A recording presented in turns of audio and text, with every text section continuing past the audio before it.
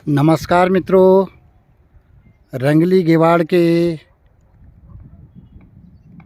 नए सोपान पर जो ये श्रृंखला हमने रंगली गेवाड़ पुस्तक की निकाल रखी है, उसमें मैं सभी अपने मित्रों का, शुभचिंतकों को नमस्कार करता हूं और बहुत बहुत धन्यवाद देता हूं।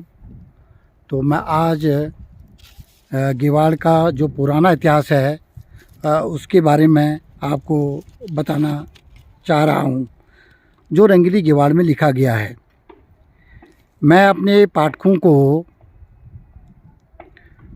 आज से 300-400 साल पहले के गेवाड़ से परिचित कराना चाहूँगा। आज गेवाड़ घाटी के आधुनिक परिदृश्य के निर्माण कार्य, आबादी का विस्तार, कृषि और प्रगति का जैसा स्वरूप देख रहे हैं, अगर आप इसकी तुलना 300 साल पहले के गेवाड़ से करेंगे तो आप आश्चर्यचकित हुए बिना न रह सकेंगे। उस समय की गेवाड़ घाटी तराई भाबर की तरह थी। दीपा बरलगांव के ऊपर वाला क्षेत्र बहुत ही काला पानी कहलाता था। इस क्षेत्र में इतनी अधिक झाड़ियाँ व इतने घने जंगल थे कि आँखों के आगे क्या है नज़र ही नहीं आता था। आने जाने के लिए रास्ते नहीं थे। लोगों को इन क्षेत्रों में बसने की हिम्मत नहीं होती थी। हिंसक पशुओं का डर बना रहता था। यहाँ घाम व मलेरिया का प्रकोप अधिक था।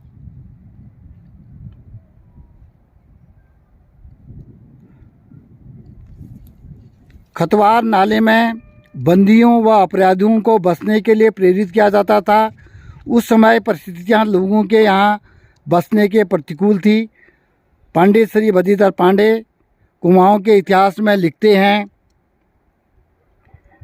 खरसार नाम इस प्रकार पड़ा कि वह जगह गर्म है, यहाँ लोग बीमार हो जाते थे, बसते न थे। तब राजाओं ने यह सूचना प्रकाशित की थी कि कोई मनुष्य इस जगह बसेगा, यदि वह कोई अपराधी भी होगा तो उसका अपराध माफ़ किया जाएगा। अतः यहाँ पर अपराधी कसूरवार लोग जाकर बसने लगे। उन्हीं के द्वारा आबादी हुई।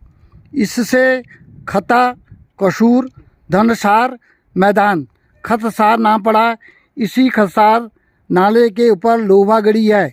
उस समय रामगंगा नदी के अधिकतर मैदानी भागों में रिवाड़ ही रिवाड़ थे। इन गोल पत्थरों के बीच में बौज घास उगती थी। चारों ओर घनी झाड़ियाँ थी। अधिकतर भूमि बंजर और पत्थरों से घिरी हुई थी। उस समय रामगंगा नदी के अधिकतर मैदानी भागों में रिवाड़ ही रिवाड़ थे। इन गोल पत्थरों के बीच में घासें उगी हुई थी। अधिकतर भूमि बंजर थी। चारों ओर घने जंगल थे। हिंसक जानवर इधर उधर घूमते रहते थे। उस समय शेर, टाइगर यहाँ दिखाई पड़ते थे। कई पुराने लोगों ने दुनागरी भगवती के मंदिर व चांदी खेत के काली के मंदिर में शेर देखे थे। पल्ला गेवाड़ में परिस्थितियाँ और भी विपरीत थी। उस समय गेवाड़ घाटी में भयंकर घाम लगते थे और मलेरिया का प्रकोप बहुत अधिक था।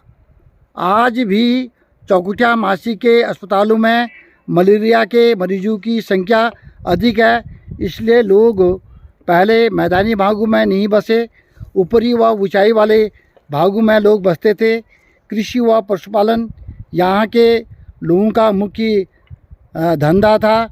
मासी के ऊपर व पाली के आसपास अपेक्षाकृत आबादी अधिक थी। कहीं मैदानी मार्गों के समीप लोग बसे थे। गनाई व उसके आसपास कुछ गांव बसे हुए थे। गनाई आगमन का मुख्य केंद्र था। यहाँ से गढ़वाल व बद्रीनाथ धाम को सेना और यात्री जाते थे।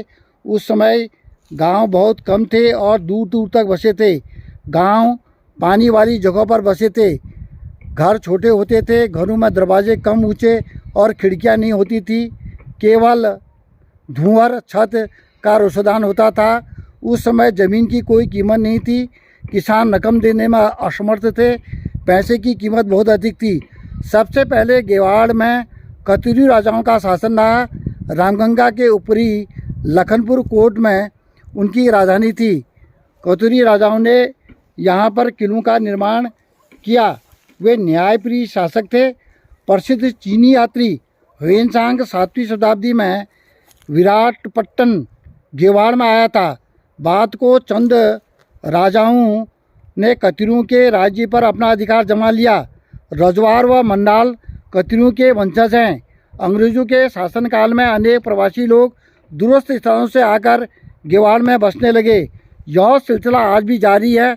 इन्हीं लोगों ने यहाँ की वादियों का आबाद कर इसे खुशहाल व संपन्न क्षेत्र बनाया है। तो सभी मित्रों को बहुत बहुत धन्यवाद। आपने ये श्रृंखला देखी और आपको पसंद आई होगी। अपने कमेंट, अपने लाइक ज़रूर भेजें। इन्हीं बातों के साथ जय भारत, जय उत्तराखंड, जय माता दी, जय भारत।